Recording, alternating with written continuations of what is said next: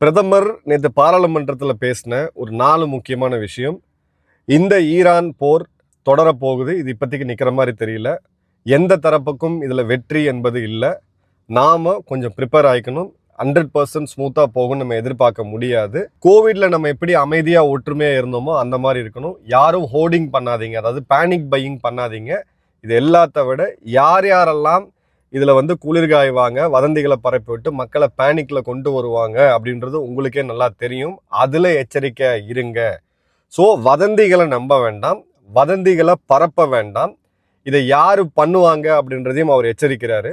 அதே மாதிரி வரக்கூடிய டைம் அவ்வளோ ஸ்மூத்தாக இருக்காது அப்படின்றதையும் அவர் சொல்கிறாரு. ஸோ எந்த இடத்துலையுமே இந்த இடத்துல அவர் தாண்டி போய் பெட்ரோல் டீசல் தட்டுப்பாடு வரும் இதெல்லாம் அவர் சொல்லவே இல்லை.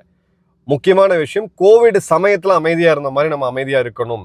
குறிப்பாக அந்த மைக்ரண்ட் லேபர்ஸ்லாம் எப்படி இங்கேருந்து அந்த வதந்திகளால் நடந்தே கால்நடையாக அவங்க ஊருக்கு போன கதையெல்லாம் பார்க்கணும். அது மாதிரி ஆகக்கூடாது. டீம் இந்தியா நாடு மொத்தமும் ஒற்றுமையாக இருக்கணும் அப்படின்றதான் மெசேஜ்.